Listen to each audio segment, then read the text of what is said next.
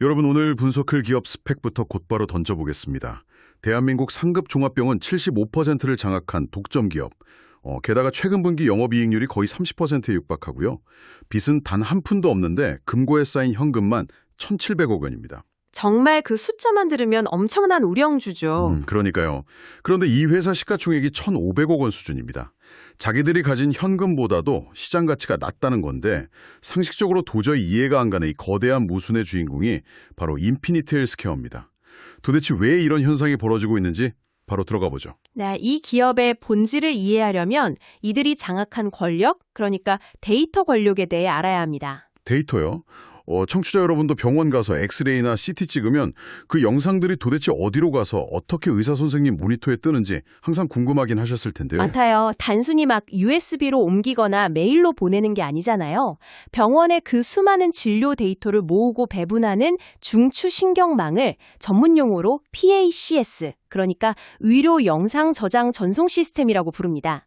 인피니트 헬스케어는 그냥 이 소프트웨어를 납품하는 수많은 벤더 중 하나가 아니에요. 아까 제가 75%라고 했죠? 네, 국내 최고 권위의 대학병원들 핵심 인프라가 전부 이 회사 시스템 위에서 돌아가고 있습니다. 거의 절대 강자죠. 아니 근데 IT 업계가 얼마나 치열합니까? 게다가 대형 병원들은 엄청 보수적이고 까다로울 텐데 어떻게 특정 기업이 시장을 이렇게 싹쓸이할 수 있죠? 단순히 영업을 잘해서 될 일은 아닌 것 같거든요. 영업력 이상의 아주 무서운 족쇄가 하나 있습니다. 경영학에서 말하는 전환 비용 때문인데요. 그 서울대학교 병원 사례를 보면 아주 직관적으로 이해가 되실 겁니다. 서울대병원이요? 거기는 언제부터 섰는데요? 2001년부터요. 무려 20년 넘게 이 회사 시스템을 단 한 번도 안 바꾸고 쓰고 있습니다. 와, 20년이요? 우리가 매일 쓰는 스마트폰도 길어야 3년 쓰면 바꾸는데 병원 핵심 소프트웨어를 20년을 쓴다고요. 대형 병원 입장에서는 그 시스템을 바꾼다는 게 상상 이상의 공포거든요. 수십 년간 쌓인 수백만 명의 암 환자, 희귀 질환 환자, 영상 데이터를 단 하나의 오류도 없이 다른 회사 시스템으로 옮겨야 하는데 그 비용이나 리스크가 정말 천문학적입니다. 의사 선생님들도 익숙한 화면 바뀌는 거 엄청 싫어하실 것 같네요. 1분 1초가 급한 분들인데. 정확합니다. 그래서 고객 이탈률이 사실상 0%에 수렴하는 거예요. 하위 경쟁사들이 비집고 들어올 틈 자체가 없는 거죠. 기존 고객 꽉 묶어두는 해자는 확실하네요. 근데 시야를 좀 넓혀서 글로벌 시장을 보면 우리가 아는 거대한 다국적 의료기기 공룡들이 있잖아요. GE 헬스케어나 필립스 같은 곳들이 가만히 있나요? 당연히 가만히 있지 않죠. 그게 글로벌 공룡들의 기본 전략입니다. 자기네 비싼 MRI나 CT 팔면서 거기에 최적화된 자사 소프트웨어를 끼워 파는 이른바 생태계를 구축하려고 하죠. 잠깐만요. 여기서 제 머릿속에 아주 재밌는 비유가 하나 딱 떠오르는데요. GE나 필립스가 자기네 장비랑 소프트웨어를 꽉 묶어서 통제하는 게 일종의 애플 생태계라면 인피니트 헬스케어는 어떤 기기든 다 호환되게 묶어주는 스포티파이 같은 역할을 하는 거네요. 오, 아주 완벽한 비유입니다. 그게 바로 인피니티 헬스케어가 다국적 공룡들과 맞설 수 있는 핵심 무기인 VNA 기술의 본질입니다. 벤더 중립성이라고 하죠. 벤더 중립성이요? 그러니까 특정 브랜드에 얽매이지 않는다. 캐논 등 서로 다른 제조사 장비에서 나온 진료 데이터를 인피니트 헬스케어라는 단일 플랫폼 하나에 완벽하게 표준화해서 모을 수 있으니까 매력적일 수밖에 없어요. 철저한 플랫폼 중립성으로 틈새를 파고든 겁니다. 듣기엔 참 그럴싸한데 사실 투자자 입장에서는 결국 숫자로 증명해야 믿잖아요.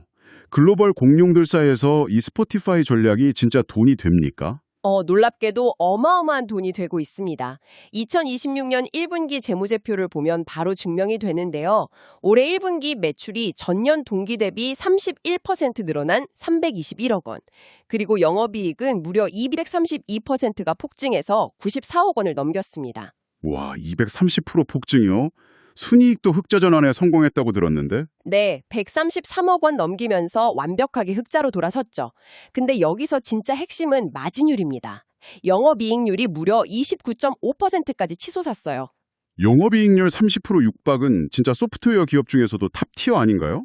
게다가 제가 자료 보면서 제일 놀랐던 숫자가 수출 비중이었거든요. 솔직히 국내 대학병원 75% 잡고 있다길래 전형적인 내수 기업인 줄 알았어요. 다들 그렇게 생각하시죠. 하지만 전체 매출 중 수출 비중이 67.3%에 달합니다. 2023년에 56% 수준이었는데 엄청 가파르게 우상향하고 있죠. 도대체 어떻게 해외에서 그 쟁쟁한 글로벌 기업들을 뚫고 마진을 이렇게 남기는 건가요? 철저한 타겟팅 전략 덕분입니다. 가장 큰 미국 시장을 예로 들면 이들은 초대형 병원에서 GE나 지멘스랑 피 터지게 정면 승부하지 않았습니다.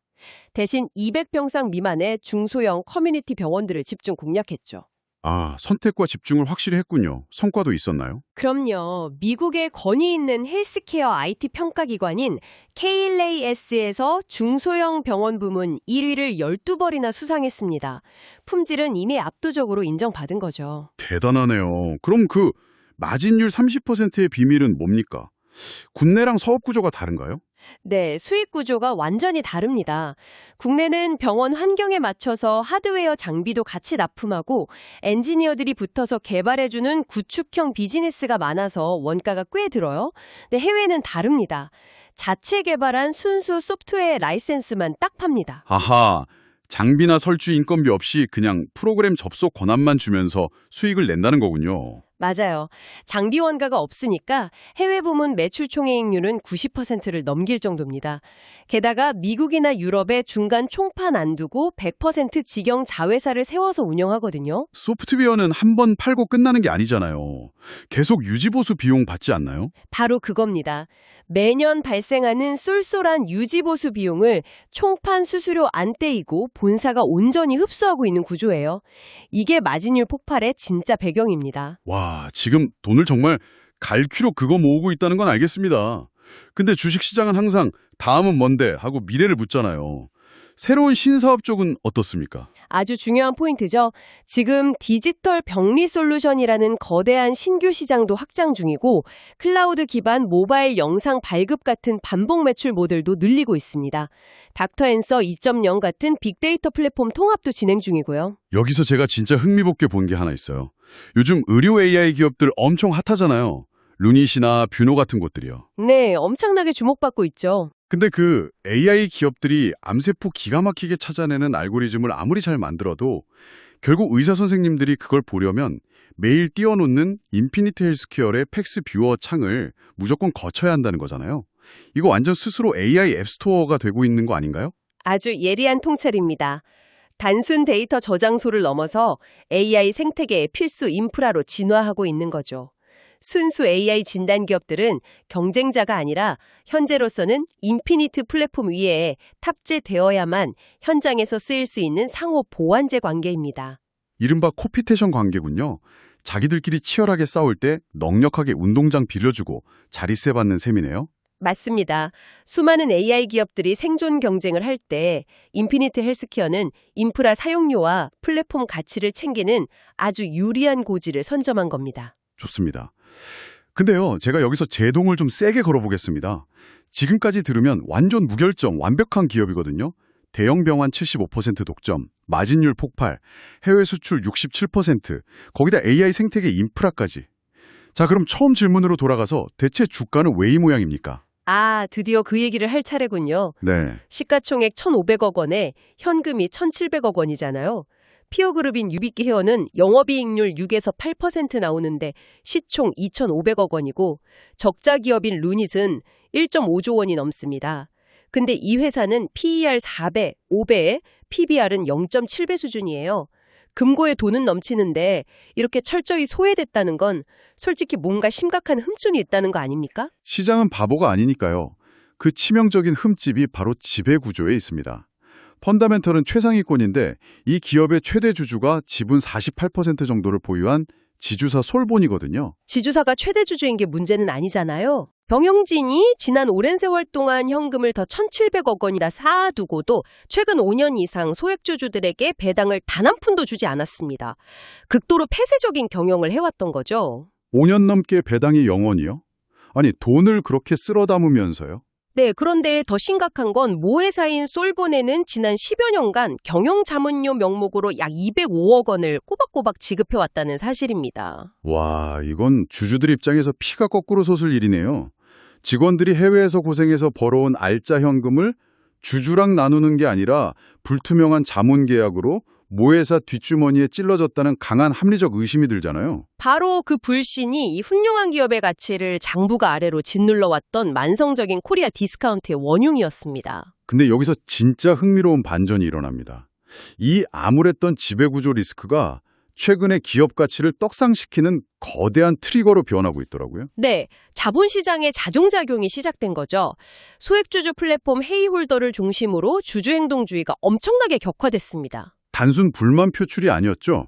표대결의 소송 전에 심지어 사상 초유의 배임 혐의 공시까지 터지면서 난리가 났었잖아요. 맞습니다. 그렇게 벼랑 끝으로 물린 이사회가 2025년 12월에 극적인 결단을 내립니다. 논란의 핵심이던 솔본 경영자문 계약을 전격 해제해버렸죠. 게다가 지급했던 26억 원을 회사로 회수하고 주주 환원, 즉 배당이나 자사주 매입을 검토하겠다고 공식 발표까지 냈습니다. 2026년 3월에는 솔본이 장내 매수로 지분율을 48.7%까지 늘렸던데 이건 경영권 방어 차원인가요? 네, 행동주의 압박이 거세지니까 급하게 지분 단속에 나선 거죠. 이게 시장 입장에서는 엄청난 신호입니다. 모회사로 빠져나가던 자금이 차단되고 1,700억 원의 현금이 드디어 주주에게 풀릴 수 있다는 기대감이 터진 겁니다. 그럼 주가 재평가가 본격적으로 시작되는 건가요? 지금 PBR 0.7배가는 극단적 저평가 상태에서 유비케어 같은 피어그룹 수준인 PBR 1.5배까지만 정상화되어도 가치가 단숨에 튀어오를 수 있는 딥밸류 턴어라운드 국면인 셈이죠. 결국 시장은 회사가 언제 금고문을 열고 돈을 풀지 그 타이밍만 벼르고 있었던 거네요. 실제로 5월 중순에 1분기 어닝 서프라이즈랑 이 지배구조 개선 기대감이 겹치면서 52주 신고가인 9,180원을 뚫었잖아요. 엄청난 상승세였죠. 근데 바로 오늘 5월 20일 장중에 8에서 9% 가까이 갑자기 폭락하면서 거래가 일시 정지되는 VI까지 발동됐습니다. 이거 들고 계신 분들은 엄청 무서웠을 텐데 숨겨진 악재라도 터진 건가요? 전혀 아닙니다. 펀더멘탈은 그대로예요. 오늘 급락은 철저하게 수급상의 단기 오버슈팅 해소 과정으로 보셔야 합니다. 불과 며칠 만에 30에서 40%가 급등하면서 3년 내 최고점 저항선에 부딪히니까 바닥에서 샀던 단기 투기성 자금들이 차익 실현 매물을 쏟아낸 거죠. 아, 단기 급등 피로감 같은 거군요. 주가 얘기 나오면 꼭 체크해야 하는 게 오버행, 그러니까 잠재적 매도 물량 리스크잖아요. 나중에 주식으로 바뀌어서 기존 주주 가치 희석시키는 전환사채나 신주 인수권부사채 같은 거 혹시 있나요? 다행히도 그 발행 잔액이 0원입니다. 오버행 리스크는 완전히 제로라고 보시면 됩니다. 폭탄 쏟아질 걱정 없이 순수하게 실적만 보면 된다는 뜻이네요. 네, 장기 투자자에게는 축복이죠. 다만 대주주 지분이 워낙 높다 보니 유통 주식이 적은 품절주 특성이 있습니다. 적은 거래량에도 주가가 크게 출렁일 수 있다는 건 감안하셔야 합니다. 그럼 단기적인 수급 말고 진짜 투자자가 조심해야 할 펀더멘탈 리스크는 뭐가 있을까요? 세 가지 정도 짚어볼 수 있는데요. 첫째는 회사 측의 주주 환원 정책이 지연될 가능성입니다. 계약 해지는 좋았지만 실제 배당 공시를 계속 미루면 시장은 실망 매물을 던지겠죠. 약속을 지키는지 감시해야겠네요. 두 번째는요. 장기화되는 국내 의료 파업입니다. 대형 병원들이 예산을 팍팍 줄이면 이 비싼 V&A 솔루션이나 신규 IT 투자가 뒤로 밀릴 수 있거든요. 그리고 마지막 세 번째는 장기적인 플랫폼 주도권 경쟁 리스크입니다. 막대한 자본을 가진 빅테크나 1위 EMR 기업들이 플랫폼 시장에 직접 들어올 수 있다는 뜻이군요. 네, 지금은 사이좋게 파트너십을 맺고 있지만 결국 수직 계열화를 시도하면 인피니티 헬스케어의 독점적 지위가 위협받을 수도 있습니다. 알겠습니다. 자, 오늘 낱낱이 파헤친 분석을 딱 한 줄로 정리해보겠습니다. 해외에서 고마진 달러를 벌어오는 탄탄한 본업, 그리고 주주행동주의로 드디어 정상화되기 시작한 지배구조, 이 두 개의 거대한 톱니바퀴가 완벽하게 맞물려 돌아가는 딥밸류 종목, 이게 바로 지금의 인피니티 헬스케어입니다. 네, 내재 가치가 거버넌스 문제로 어떻게 억눌리고 또 행동주의를 통해 어떻게 빛을 보게 되는지 보여주는 완벽한 케이스 스터디라고 할 수 있죠. 오늘 저희가 턴어라운드 숫자 얘기도 많이 했지만 진짜 주목해야 할 가장 큰 잠재력은 따로 있습니다. 여러분, 인피니티 헬스케어가 지난 20년간 대한민국 최고 병원 환자들로부터 차곡차곡 쌓아온 그 방대한 비식별 의료 데이터를 떠올려 보십시오. 이 막대한 데이터가 향후 글로벌 신약개발의 패러다임을 통째로 바꾸거나 초고도화된 차세대 AI를 훈련시키는 핵심 원유로 쓰이는 순간 이 회사는 단순한 소프트웨어 기업을 넘어 헬스케어 산업 전체를 쥐고 흔드는 거대한 데이터 플랫폼 기업으로 진화하게 될 것입니다. 지금 1,500억 원이라는 시장의 평가표 뒤에 숨겨진 그 데이터 독점권의 진정한 미래 가치는 어쩌면 상상을 초월할지도 모르겠습니다.